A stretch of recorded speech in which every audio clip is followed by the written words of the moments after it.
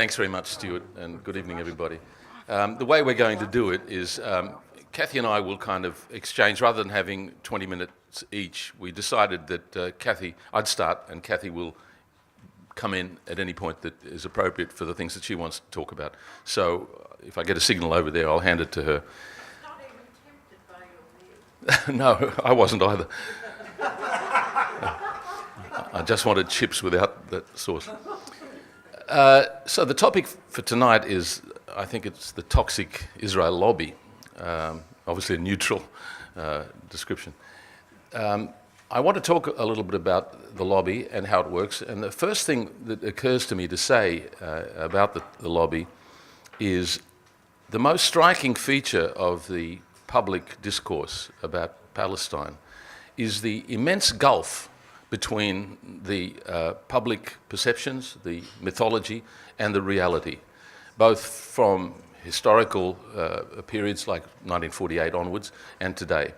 And that's why the lobby is important and relevant, because its function is to maintain that mythology and that deception, really.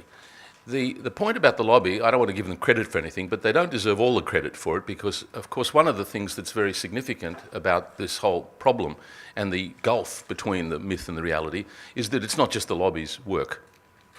There's a huge industry of propaganda and, as Chomsky used the phrase, the manufacture of consent, the creation of necessary illusions. That's a very widespread phenomenon, not only in relation to Israel and Palestine, but as you'd be aware, in relation to everywhere where we're doing terrible things, and there's a need to cover it up. And the important point in this connection, if you're familiar with Chomsky's work in particular, is the mechanisms as they operate in a democratic society with a free press, where the mechanisms have to be subtle and people's opinions have to be manipulated because there's no central control. And the lobby is part of that, but they're aided and abetted by a much larger industry. So let me begin by making a point about that. Chomsky uses the phrase, the manufacture of consent, and in the past it occurred to me that one way to describe the lobby's function is the manufacture of stupidity, because it creates a kind of a Orwellian reversal of the truths. You know, peace is war and so on, that Orwell talked about. And in the case of Israel and Palestine, it's really actually shocking the extent to which, if you're aware of the truth, how it could be so reversed in the rhetoric and the propaganda that comes out of the Zionist lobby, the Israel lobby.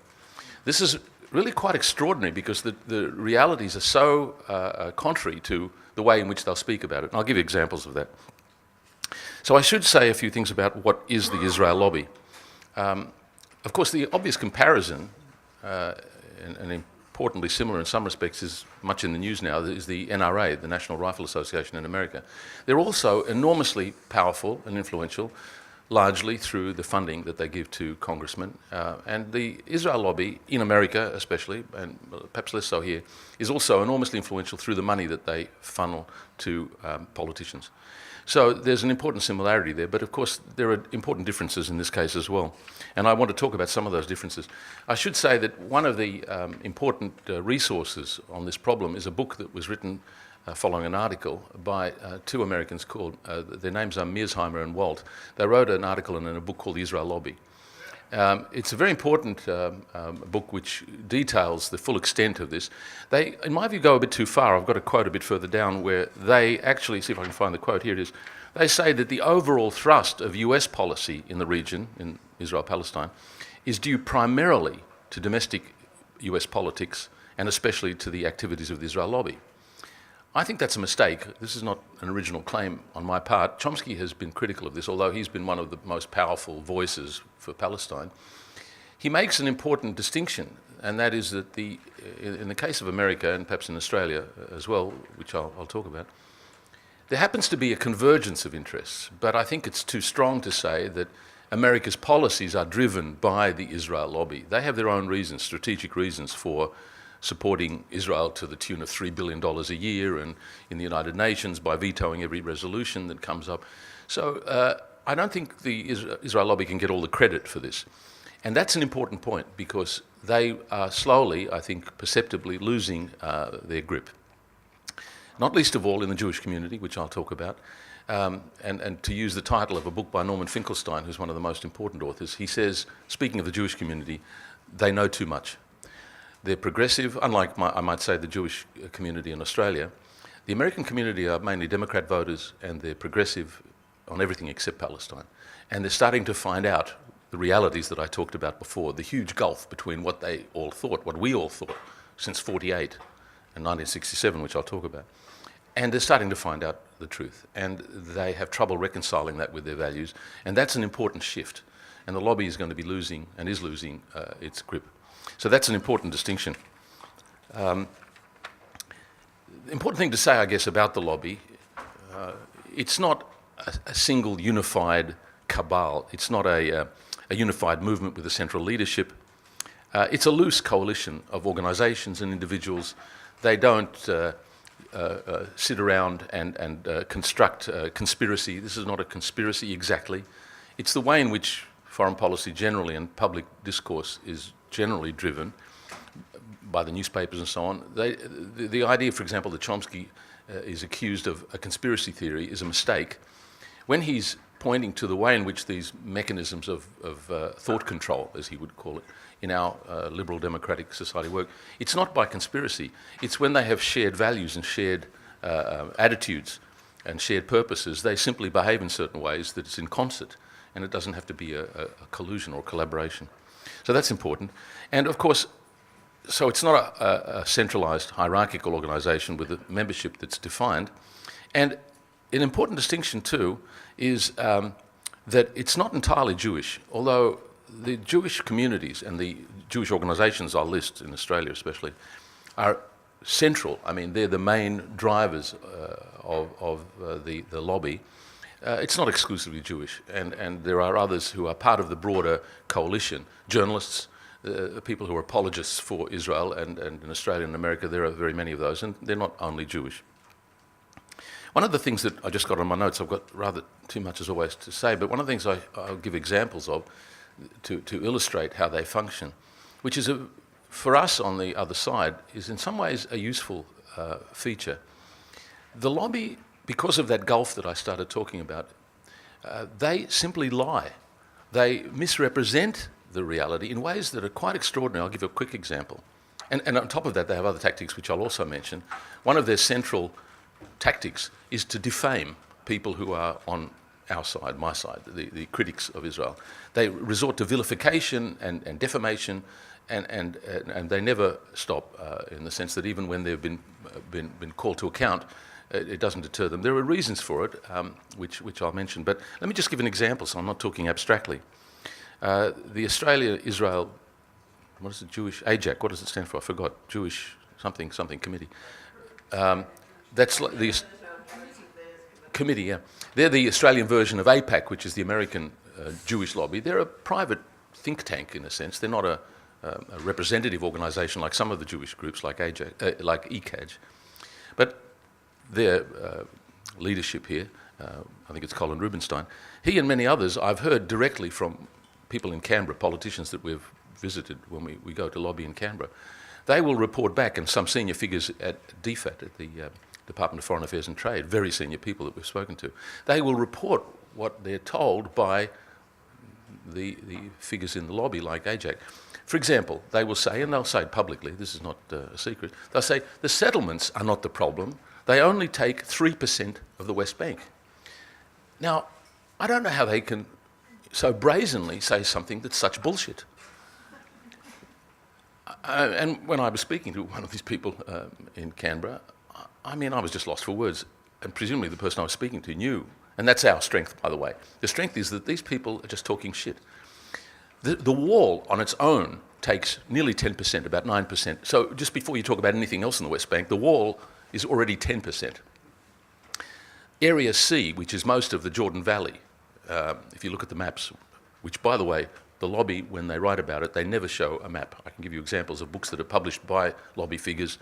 They'll never put a map of the West Bank because then it's obvious what's going on. Area C takes 60%. That's now under complete Israeli control. They have no intention of giving it back. It's the Jordan Valley. Now, I'm just giving a quick example. And in a way, the only way to make my point, which I had some PowerPoint slides we can't use, it's very dramatic to make this point about the effectiveness or the efforts of the lobby by simply showing something of the realities. Now, in fact, many audiences, maybe this audience is perhaps better informed, but even people on the left tend not to know the full extent of the horrors on the West Bank, and not to mention Gaza, which is a whole other nightmare. That gives you an idea of not only how the lobby, but how the broader media, the manufacture of consent, works. And when you start, I'll give you another quick example. I'm really free associating a little bit. I had a conversation with a student today when I happened to mention these things, a Jewish student. And I said, look, do you know that in the West Bank, information from people like the Defence of Children International, Horton, who was one of the figures at the head of that, the Australian, what's his name? Someone Horton. No, Horton. Gerard Horton. He and their online information tells you, maybe some of you don't know this, since the year 2000, the Israelis in the West Bank have shot and killed 2,000 children. 8,000 altogether, and minors were, that's on average 2 a week are shot dead.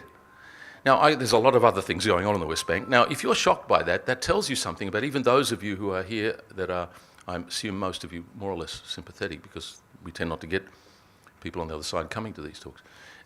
That's telling you something of the realities that we are incapable of confronting because it's simply not made publicly available. And the lobby relies on this and can exploit it.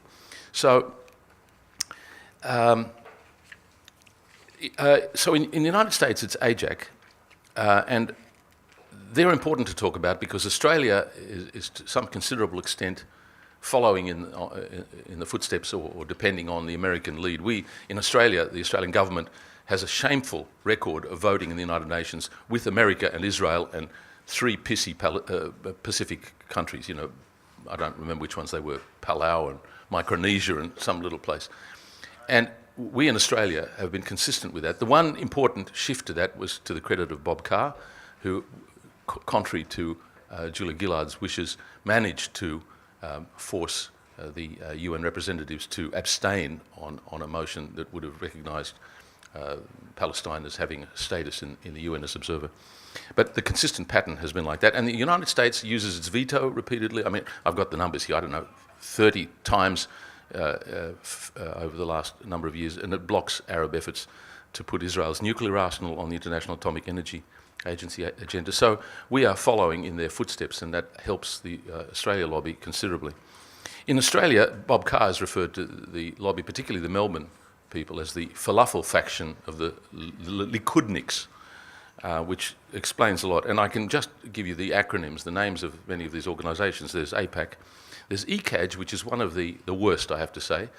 And it's interesting that ECAG stands for, ECAG stands for Executive Council of Australian Jewry. Now, of course, from the title you can tell from their name, they're a Jewish organisation. They're not an avowedly Zionist organisation. There are some. There's the Zionist Federation of Australia, and there's a number of others. United Israel Appeal, the UIA. These are avowedly Israel supporters. The JNF, the Jewish National Fund, which is Jewish, but it's an Israeli organisation. But what's interesting is that even avowedly Jewish organisations are, in this case, ECAG, is just overwhelmingly committed to propaganda for Israel in ways which, again, I'll make sure I mention. So perhaps I'll talk about Jewry now. One of the important aspects of this, and I'll just read from my notes to get it exactly right. I mean, one of the things to say is that they exploit the inevitable and justifiable sensitivity of the world and the public towards Jews after the Holocaust.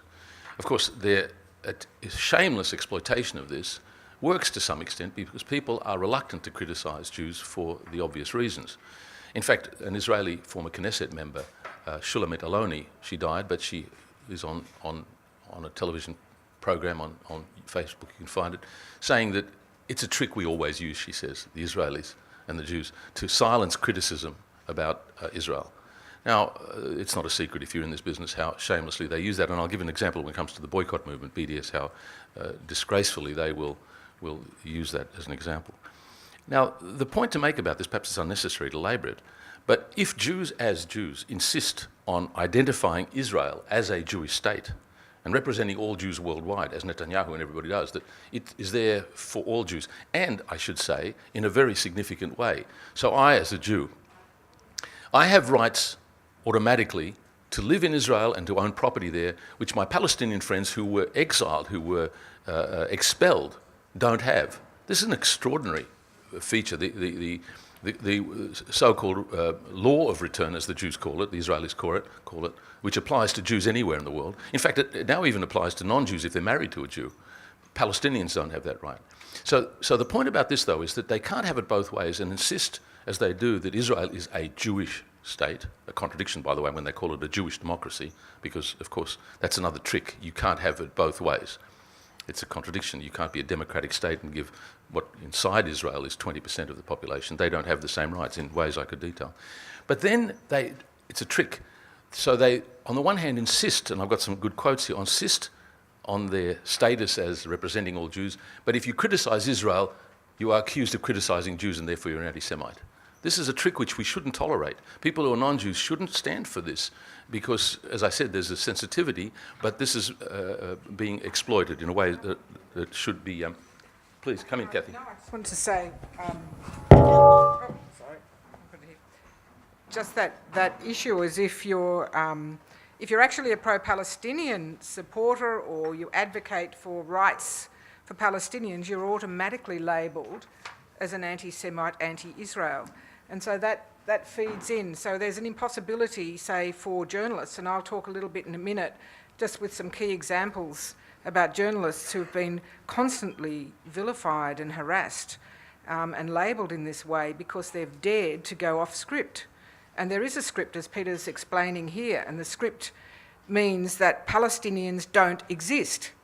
Palestinians don't have rights, and the only identification of a Palestinian is a terrorist, a killer, someone who will take our land and take our lives. If that's your, basic standpoint, then it's very hard to talk about rights or equal rights or sharing the land or international law. And we haven't talked about international law, but you'll notice that the lobby doesn't talk about international law either, except when it may suit them, and it's very rarely that international law actually suits any Israeli argument for maintaining the occupation, for taking most of Jerusalem, and for keeping the Gazans in a state of, constant hunger, debilitation, economic crisis, isolation, poverty.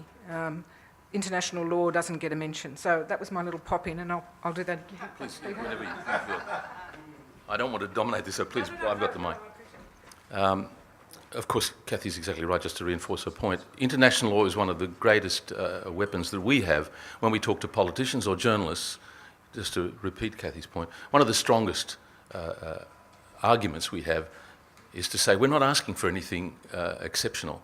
We're simply asking for what is recognised as, for example, the wall, the rights of Palestinians and so on. In fact, the wall was declared illegal in 2004 by the International Court of Justice, the ICJ. And so this is an important difference between the lobby and our own position. I don't want to labour it too much, there's so much to say, but let me give an example. There's a headline in Electronic Intifada, which is one of the best sources for this information, called "How the Israel Lobby Fakes Anti-Semitism." And I'll give a couple of examples of this. There are two correlated tactics that they use, which are very significant.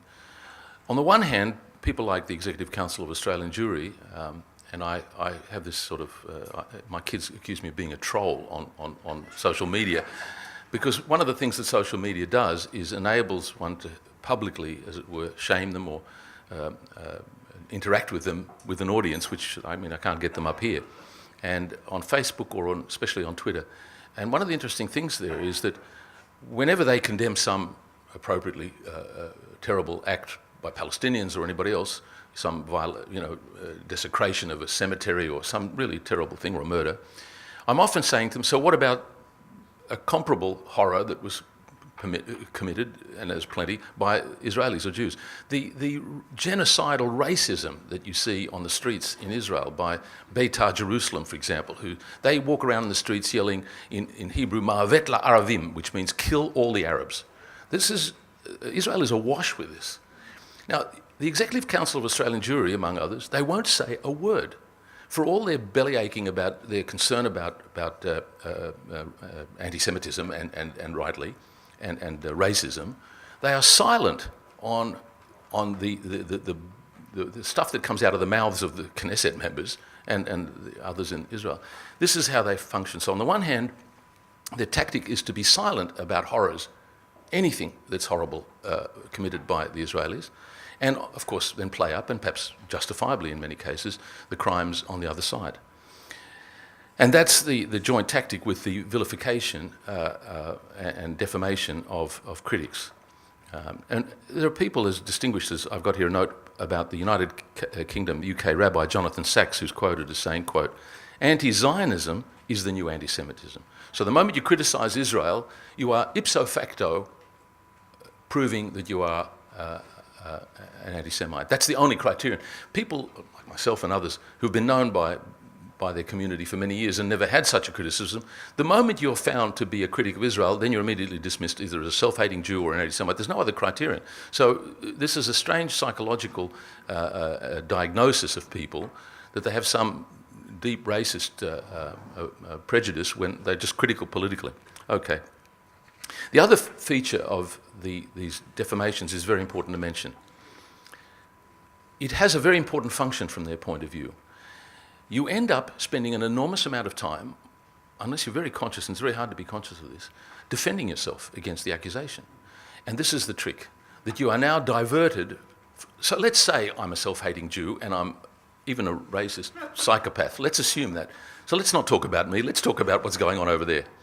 But that's the trick. You end up inevitably defending yourself and trying to show that it's not justified, and often it's important to do that.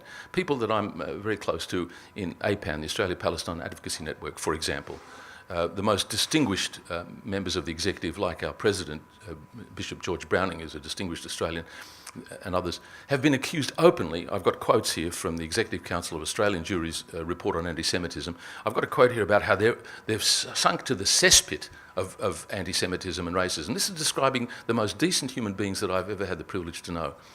Now the point is, and of course we end up responding and writing articles, but we're wasting our time. It has no effect on them, although we've sought legal remedies and threatened them with defamation. But it doesn't stop them. And the reason is that, now, we're not talking now about the deaths and the house demolitions and the fact that Gaza is now, disappearing as a viable place. That's why it works, because we're now talking about this other stuff. Let me talk, perhaps, do you want to come in at this point? Come in, Cathy, and I'll get on to something. I just think at this point I just wanted to refer to three journalists, or a few journalists, who have been targeted by the lobby, and you may have heard of them. John Lyons is one. I've got his book here, which, is well worth a read, very interesting, has a whole chapter on the lobby. Anthony Lowenstone, haven't brought his book, but My Israel Question also goes extensively into the impact of the lobby. And more recently, the journalist Sophie McNeill, who's the ABC Middle East correspondent. Now, there was a Media Watch program which looked at, it was done in the week or the week after Michael Danby, who's a Labor MP in the Port of Melbourne, had used electoral funds to put up huge billboards criticising Sophie McNeill 2 weeks apart. Apparently Bill Shorten wasn't very happy about it, but nevertheless, it occurred, and Danby is still the member for Melbourne Ports. Now, interestingly, when this happened, it turns out that some time before, when Sophie was appointed, a dossier had been prepared and presented to the ABC as to why she should not be given the job, that she had done this, this and this and this, and it went right back 10, 15 years into her career, finding any possible article or event that she'd been to that may be considered, detrimental or not supporting Israel, or potentially not supporting Israel. This was all put together in a dossier, and therefore she should not have been employed. The ABC stood by her and said that her experience, her expertise, made her the best person for the job. But I'd like to quote a couple of things that were said at the time. I mean, Sophie's comment was, "This is just part of a campaign of attacks on reporters who refuse to kowtow to intense and intimidating lobbying and dare to report the reality of what is happening here on the ground. So you think, yep, that's right, that's fine. But then you hear that the union supports her. Danby has been, sort of considered to be completely wrong in what he's done. Paul McGough, who was working for Fairfax Media, and Ruth Pollard were both also attacked by Danby and others. I mean, Danby's just one of the attackers. What I find and what I have found is when a significant piece of journalism is done, or a series of documentaries, which I had done, you'll find more than one person from the lobby attacking in different areas. There'll always be a major complaint to the formal complaints process of whatever media organisation has dared to allow the material to be aired. Usually these complaints take up a lot of time. This is mentioned here. I think it was Peter Cave was accused of a range, here it is. Danby has been a serial complainant since the late 80s, trying to force censorship on every ABC correspondent who's ever been posted to the Middle East. Peter George was the first, and every correspondent since has copped complaints from Danby. His complaints are half-truths and ill-based.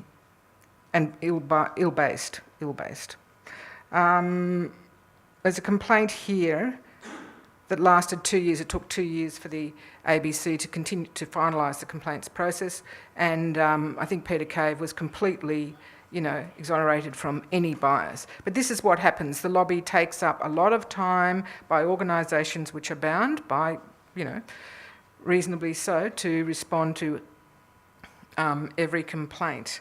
So with Sophie McNeill, she stayed in the Middle East.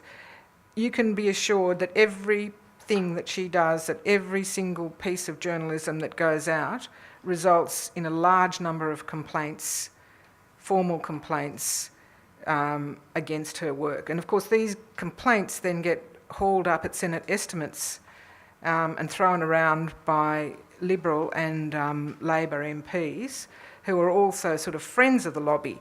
And Peter hasn't spoken, or he did speak briefly about the way organisations like the Jewish Board of Deputies and AJAC actually fund and run multiple tours to Israel for journalists and MPs all the time, every year, months and months. I've got a document which I didn't bring in, it's probably about 20 pages long, and it lists all the MPs, journalists, unionists and friends who've taken trips, been offered trips to Israel.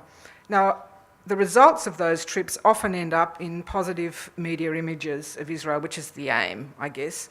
The problem is that quite often a lot of the journalists who've been, and certainly the politicians, did not declare the number of times that they've been on these visits as part of their, journalistic comments on current affairs. So it's quite a damaging form, I guess, of compromise to journalists and politicians to take these, and the Labor Party certainly last year looked at it, and I think they passed a resolution that if Labor politicians take these trips, they should spend equal time in Israel, equal time in Palestine as they spend in Israel. Most of the trips they would spend at the most half a day in Ramallah, and they would certainly not get to speak to the man or woman on the ground who's suffering from the impact of the war and not being able to travel out of their village on, due to the number of checkpoints and so on and so forth. So, it's very pervasive. What about the secret meetings on their trips? Let me, how are we going for time? I've still got another 10 minutes, okay. Let me give another example, which I think is a very important one, of the ways in which the lobby functions in relation to the opposition. A growing worldwide effort to make some difference is the civil society in Israel and elsewhere, which is now resorting to the only means available to them, which is the boycott and divestment and sanctions against Israel, the BDS movement. This is very controversial. The point of it, it was begun by many, perhaps most Palestinian civil societies, and I think it's been 10 years ago, more than 10 years ago now, 2005 I think. Firstly, the important thing about it is if you read their charter, and the kind of manifesto was written by the Palestinian Omar Barghouti, it has three platforms: to end the occupation, to give the right of return in international law to the refugees, and to give equal civil rights to the Palestinians living inside Israel, and so on. It's a human rights-based, international law-based movement. Now, you don't have to agree with it, you don't have to practice it, but you have to recognise how appalling is the defamation and the attacks on BDS. I'm going to talk a little bit about that. Can you speak a bit closer to the microphone? Oh, sorry. I thought I was not talking loud enough. The issue of the boycott movement is important because it's been taken up by not just the Jewish lobby, but our own politicians and others have echoed the sentiments. And you can see this terrible comparison they make, but there's a kind of a logic in it. They are consistently, repeatedly comparing the boycott of Israel, which is, I have to also add, often, mostly perhaps not either Jewish organisations like there's Veolia and G4S and various groups that are not Israeli and not Jewish, but they are profiting from the occupation. But the trick, which is really disgraceful, is that they will say, remember what happened in the 30s and 40s in Europe when the Germans boycotted Jewish shops. This was the beginning of the Holocaust. Now, this is, I mean, I'm left speechless at the grotesque nature of this kind of accusation. There's no words to explain how disgraceful this is, but it's echoed by Danby and not least of all some of our prime ministers and others. We have to object to this strenuously. And I'll give you an indication of some of the other ways in which this is run. Let me give the example of two academics who have written a book which is now celebrated as a great expose of the BDS movement. This is Mendes and Dierenfurth, two Melbourne academics, Jewish academics. I've read this book several times, and because I wanted not to be unfair and state exactly what they do wrong. One of the most obvious, so they're going to explain why people support BDS. And what's really remarkable, the most significant feature of this is that there's no index entry to the occupation. There's not a map of the West Bank. And they don't mention any of the horrors, which I hope I have time, but perhaps in this audience it's not that necessary, but it may be interesting if I go through quickly just some of the relevant facts. Now then, of course, if you don't know what's going on, what other explanation could anybody have for wanting to boycott Israel besides the fact that they're Jew haters and anti-Semites? This is a disgraceful piece of deceit from academics who ought to know better. So the only explanation that you've got is that, well, there's nothing to be upset about on the West Bank. There's nothing to complain about. And as I mentioned, a couple of examples, people really don't know. One other thing just occurred to me while Cathy was talking, if I could mention quickly, just to revert to something she mentioned, the tactics. Not only do they complain to the media unjustifiably about every journalist who has anything to say, as a university academic, one of the things that struck me was I've been privileged to be invited to speak at a couple of university academic conferences on Palestine. One was run by the law school at the University of New South Wales, run by academics, introduced by the founding dean of the law school, an enormously respectable outfit. And one of my Zionist friends refused to come, but worse still, the Zionist Lobby put in a formal complaint about it and its anti-Semitic nature before the conference even began. Now, you think this is a one-off, but just recently there was a wonderful, very big conference in Adelaide. It was in conjunction with the Edward Said Memorial Lecture by the Israeli journalist Gideon Levy. Again, there were complaints put in to the administrators of the university that this was anti-Semitic before the conference began, before anybody spoke and before there was any evidence of any possible grounds for concern. And of course, even after, there was no grounds for concern. But this tells you something. And it's the dishonesty, the deceit of these people that really is disgraceful. Have I still got a few minutes? Cathy, do you want to jump up? Please. Just one final comment. Please. I just wanted to say a couple of words about the formation of AJAC. I was interested to read in the last couple of days that this organisation was set up in the 70s, and some of the key players today were key players then, or younger, a lot younger, but they were still very active. Now what happened was, and this is from a history of Australia-Israel relations. It's a very long essay by Colin Rubenstein, who's currently the executive director of AJAC. So there's a huge history online, you can find it there, essay written by him. He talks about the election of the ALP government under Gough Whitlam. And he says, it's generally agreed that despite a solidly pro-Israel record up to that point, the election of an ALP government under Gough Whitlam, December 1972, November 1975, marked a sharp departure in Australian policy towards Israel-Arab issues. It goes on to say, you know, Whitlam, speaking to Jewish gatherings, emphatised fraternal ties with the ruling Israeli Labor Party and friendship with leaders such as Golda Meir and so on. In office, however, the Whitlam government moved farther from the United States and closer in its foreign policy to the non-aligned movement, where the condemnation of Israel was the norm. Although Whitlam described this policy as even-handedness and neutrality, such neutrality was a far cry from the sort also proclaimed by his conservative predecessors. And then he goes on to a meeting where predominantly ALP-affiliated Jews, you know, demanded to meet with Whitlam to clear the air. Whitlam became angry, and he equated the Israeli responses with terrorism.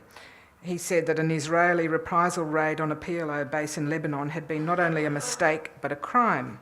And he cited the growing Australian Arab community becoming more articulate as a reason to change the Australian policy. Most controversially, he said to those present, you people should realise that there are a large Christian Arab community in this country. He voted then to set up a PLO liaison office in Canberra, and the Australians voted for a resolution equating Zionism with racism at a UN Women's Conference in Mexico. So as a result of all of that, one of the most powerful and important pro-Israel organisations, part of the lobby was born. It was born in the 70s as a result of the Whitlam government coming to power. Now, AIJAC says that it conveys the interests of the Australian Jewish community to government, media and other community organisations. Our dedicated professionals produce regular commentary and analysis on developments in the Middle East and Australia. And of course they've sold themselves to all the media outlets as providing this balanced and, you know, insider's view of what's really happening. This is the problem, that for over 30 years now, the Australians have been fed one particular view of the whole conflict here. AJAC endeavours to highlight and counteract instances of anti-Israel bias and misinformation in the Australian media and the wider public debate. Now, from what we've been talking about, you can see that this is all double talk, it's double speak. And what's happened is that quite often Australians have been left in the dark. When Hanan Ashari came here for the Peace Prize, and Stuart could talk a bit about this, she was absolutely amazed at the violence and virulence against Palestinians. She'd never seen anything like it anywhere in the world, not in America and not even in Israel. She couldn't believe it. So we are a special case and we have a special history that is really being blown out of the water now, and this is my final comment really, that the lobby has controlled the narrative very effectively, very professionally, and very skillfully for many, many, many years. They've intimidated, vilified, condemned, bullied to get a particular view of the circumstances out there. But given the rise of social media in the last sort of 5 to 10 years, they are losing their grip and their message is being diluted rapidly by all the other messages coming from all over the world and from people within Australia. So I feel very optimistic that the lobby can't maintain its stranglehold and its monopoly over the narrative, and I think that we're all aware that we're getting different points of view now from within Australia and from all over the world, and it's a really good thing.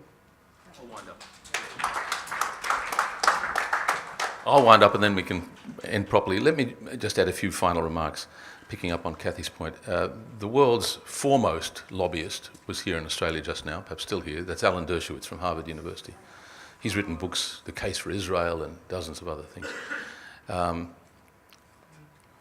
I mean, I had the great privilege at one point in the Australian Jewish News many years ago when Chomsky visited here that he accused me of lying and I think almost threatened to sue me for defamation. I should be so lucky to get the world's most important celebrity attorney to sue me. I accused him of lying about Chomsky and I was right. But let me mention something that he said.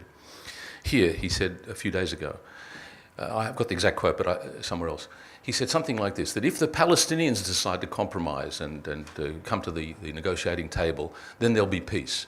But if Israel unilaterally or decides to compromise in some way, then there'll be genocide. Now, the reason that that's important is because one of the myths which they have propagated, but with the assistance of the worldwide press and the widespread cultural assumptions about Palestine, is that they're all murderers. And most Jews and most Israelis think that every Palestinian is a suicide bomber or a stabber. In the talks I give, we couldn't use PowerPoint, but there's a big red sign. When Cathy and I and Stuart, we were together in Palestine, there's a big red sign that when you go into the West Bank says, this is dangerous, Area A under Palestinian Authority control, you're in danger of your life. It's bullshit. If you don't go in a uniform, I mean in a military uniform, which you deserve to be in danger of your life, I was introduced when I went again recently everywhere as a Jew. And in one case, I have to tell you, we were at a cafe and the owner came up to serve us, and it was one of these smoky little places. And when the guy with me introduced me as professor of philosophy and a Jew, there was this silence for a moment. And he said, it's all on the house. Now, I mentioned that. There was a couple other examples. I've got some nice examples. But I've got to tell you that, and people like Miko Peled and others Israelis who travel there, when I was in Bilayin, where there's the weekly demonstrations, on that particular week, that's where they've had lots of people shot dead by the Israelis in a West Bank town, not in Israel. There too, most of the demonstrators happen to be Israelis who came in, and of course they know perfectly well it's fine. I'll wind up, I was going to, but I won't. I was just going to mention that one of the best ways to understand the point I began with, the discrepancy, the gulf between the myth and the reality, happens to be conveniently now conveyed in a new book by Ilan Pappé, and I would have gone through them, but we're out of time. But I would have listed, the book is called, I think, The 10 Myths, and he conveniently lists all of the things which are these absurdities, but which are maintained that, for example, that the Jews are always the victims. I mean, unbelievably, if I could just mention that for a minute, they're the only country in the world that has this brutal military occupation, the fourth most powerful military in the world, and they demand that the people under their occupation should guarantee their safety. I mean, this is like a kind of Orwellian, it's a psychopathology that you can convince people, the fully armed soldier who gets slapped lightly on the face, he's the victim, not the 16-year-old kid. And the fact that people can convince themselves that this, some of the Knesset members say, that she should be in jail for life, for fuck's sake. I mean, you know, this is like incomprehensible, a degree of it's a kind of mental disorder. One other country that's like that. Well, there's probably others. Yeah. But you understand my point, that the degree to which you can distort your understandings of the rights and wrongs to this degree, anyway, maybe I'll read the list out and end on that. Let me read the 10 out. There's a list of 10 things. Well, I'm just going to read the list. I won't talk anymore. I'll end on this. One, there's fallacies of the past and fallacies of the present. I'll just read the list without elaborating. One, that Palestine was an empty land, which it wasn't. Two, that the Jews were a people without a land, which is not true either. Zionism is Judaism, which is not. Zionism is not colonialism. These are all the falsities, the myths. The fifth one is that the Palestinians voluntarily left their homeland in 1948. That's a whole story. Well, but that's what they all think. And that 48 story is very important that Pappé has written about. That the June 1967 war was a war of no choice. If you read about that, it's also very remarkable that the story that we all grew up with is not true. The seventh is that Israel is the only democracy in the Middle East. And by the way, they had an election in Gaza. Gaza is a democracy. I mean, they voted for Hamas. There's the whole of the Oslo, which is the truth of Oslo is the reverse of what we all think, and who conceded, and at Camp David as well, which he doesn't mention, who gave away what. That's all very interesting to study in detail, and I'm learning a lot. I'm not an expert on this. To discover the truth is actually very shocking. And ninth is Gaza. I haven't got time, obviously, now to talk about how the whole Gaza atrocities of 2009 and 2014 have been basically hidden and not mentioned, and they're on such a scale that it's extraordinary. And finally, the West Bank which is his 10th one, there's talk of apartheid. One could argue about whether it's apartheid inside Israel, but in the West Bank it's vastly worse than apartheid. It's much worse. It's a brutal occupation for the reasons I've indicated. And I think I'll end on that. Thank you very much.